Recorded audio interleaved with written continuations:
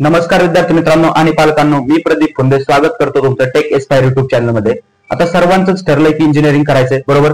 तुम्ही त्यासाठी cap registration केलंय, डॉक्युमेंट व्हेरिफिकेशन पण केलंय, पण आता नंतर महत्त्वाचा प्रश्न येतो की तुम्हाला ब्रांच कोणती पाहिजे। ओके, ब्रांच आणि कॉलेज कोणतं सिलेक्ट करायचं। आता कॉलेजचा जर विचार करायला आपण तर कॉलेज तुम्हाला तुमच्या पर्सेंटाईलवर जे तुम्हाला मिळणार आहे ते कॉलेज तुम्हाला मिळणार आहे, बरोबर। पण आपल्याकडे चॉईसेस असतात ब्रांचचे, नक्की मला कोणत्या ब्रांच मध्ये जायचंय ते आपण कसं ठरवायचं, तर ह्या व्हिडिओमध्ये आपण ती गोष्ट पाहणार आहोत, बरोबर। हा व्हिडिओ पालकांसाठी सुद्धा असणार आहे आणि विद्यार्थ्यांसाठी सुद्धा असणार आहे आणि हा व्हिडिओ पाहिल्याच्या नंतर तुम्हाला एक क्लिअर आयडिया येईल की तुम्हाला कोणती ब्रांच चूज केली पाहिजे आणि कोणत्या गोष्टी नाही केल्या पाहिजेत तुमच्या ब्रांच सिलेक्शनच्या वेळेस, कोणत्या गोष्टीचा विचार नाही केला पाहिजे किंवा कोणत्या गोष्टींचा विचार केला पाहिजे, या व्हिडिओमध्ये आज आपण डिस्कस करणार आहोत। तत्पूर्वी जर तुम्ही आपल्या चॅनलवर नवीन असाल तर प्लीज आपल्या चॅनलला फक्त सबस्क्राईब करा। तर मित्रांनो, मी सांगतो की नक्की तुम्ही ब्रांच कोणती चूज केली पाहिजे। आता सध्या तर तुम्ही पाहत असाल की सर्व जे विद्यार्थी आहेत, म्हणजे आमच्या काउन्सिलिंगचा जर स्टुडंटचा जर विचार केला तर समजा त्यापैकी 70% स्टुडंटचं मत आहे की त्यांना सीएस किंवा आयटी एवढ्याच ब्रांचेस पाहिजेत। त्याच्यानंतर 20% स्टुडंट असे असतील की त्यांना टेक ब्रांचेस पाहिजेत, म्हणजे सीएस, आयटी, ईएनटीसी असेल, एआयडीएस असेल तर या ब्रांचेस पाहिजेत, बरोबर। आणि उरलेले जेवढे विद्यार्थी आहेत फक्त त्यांचंच एवढं मत आहे की मला कोर ब्रांचेस कडे जायचंय किंवा जी ब्रांचेस लागल ती मला घ्यायची, बरोबर। तर आता आपण जर एक सारासार जर विचार केला तर भरपूर जणांचं मत आहे की त्यांना सीएसआयटी पाहिजे, की नक्की हे बरोबर आहे का, सगळ्यांनी सीएसआयटी घेतलं पाहिजे का। ओके, सीएसआयटी नो डाऊट खूप छान ब्रांच आहे, प्लेसमेंट पण खूप छान आहे, त्याच्यानंतर सिलेबस पण खूप छान आहे, पण नक्की आपल्याला काय आवडतं याच्यावर डिपेंड करतो आपलं ब्रांच चूज कोणती करायची। आता थोडक्यात तुम्हाला मी माझं ब्रांच सिलेक्शन सांगतो की ज्यावेळेस मी 12th होतो आणि माझ्या पुढे प्रश्न आला की नक्की आता आपण ब्रांच कोणती घेतली पाहिजे, बरोबर। तर समजा आता मला घरच्यांनी कधी फोर्स केला नाही की ही ब्रांच घे किंवा हे कर, कारण त्यांना म्हणजे समजा ते एवढे शिकलेले आहेत की ते मला सांगतील की हे करतील ते करतील, कारण त्यांचं शिक्षण एक थोडंसं कमी झालेलं आहे, एक गावाकडे राहणारी आमची फॅमिली आहे। पण मी सांगतो त्यावेळेस सर्व माझ्यावर आलं की मला कोणती ब्रांच घ्यायची, बरोबर। अजून तर माझ्या आईला माहित पण नाही माझ्या कॉलेजचं नाव काय, त्याच्यामुळे सर्वस्वी मी निर्णय घेतलेला आहे हा।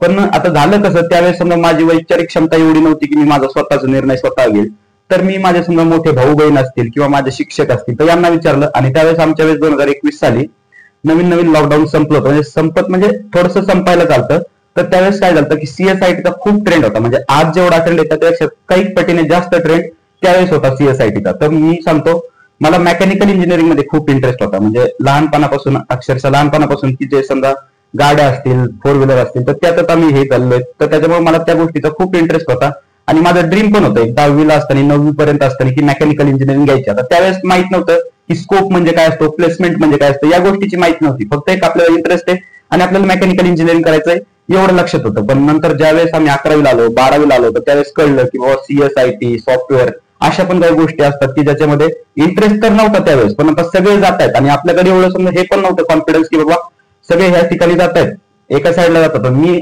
सेपरेट जाऊन मग मी स्वतःला प्रूव्ह करायला एवढं पण कॉन्फिडन्स नव्हता त्यावेळेस। तर त्याच्यामुळे काय झालं की चुकीने नाही म्हणता येणार की एक समजा सगळ्यांचं ऐकून काय असेल ते माझे मत स्पष्टपणे न मांडल्यामुळे आज मी पीआयसीटीला आहे, नाही तर आज मी सीओईपी मेकॅनिकलला असतो आणि ते माझं ड्रीम होतं थोडक्यात मेकॅनिकल इंजिनिअरिंग करायचं।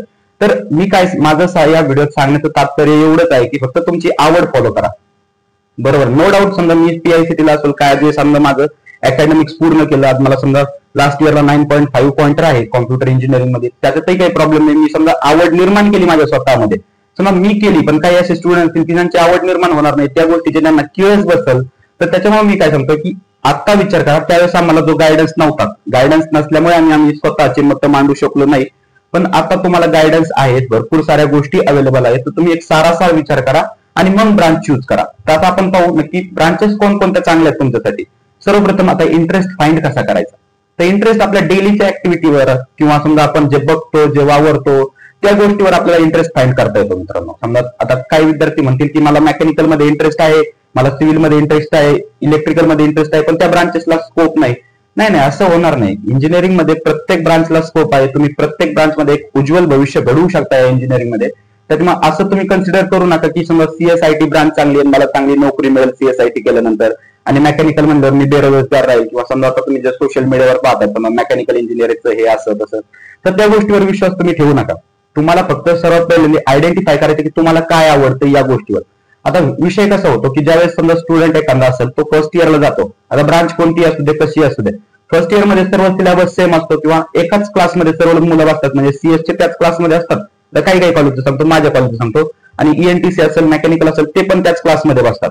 त्यावेळेस त्यांना काय प्रॉब्लेम होत नाही. पण ज्यावेळेस सब्जेक्ट ओरिएंटेड येतो आपला सिलेबस, म्हणजे ब्रांच ओरिएंटेड सिलेबस येतो सेकंड इयर पासून, तर त्यावेळेस मुलांना एक कुठेतरी कमीपणाची फिलिंग येते की बाबा मला यांच्यात इंटरेस्ट नाही, मी हे का करतोय, तर याची फिलिंग येते. ती फिलिंग न येण्यासाठी, त्या चॅलेंजेसला आपल्याला टॅकल करण्यासाठी आपल्याला आत्ताच विचार करायला लागले की कोणत्या ब्रांचला जायचे.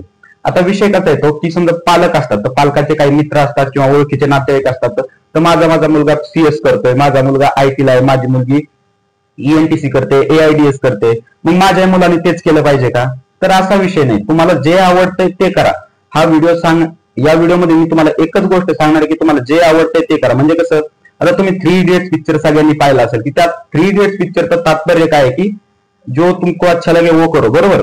की काही मुलं म्हणतात की अब्बा नाही मान रहे फिर, अरे इंजिनिअरिंग तेरे को करनी, अब्बा को नाही, फिर अब्बा को मना. म्हणजे तुमच्या पालकांना तुम्ही स्पष्टपणे सांगा.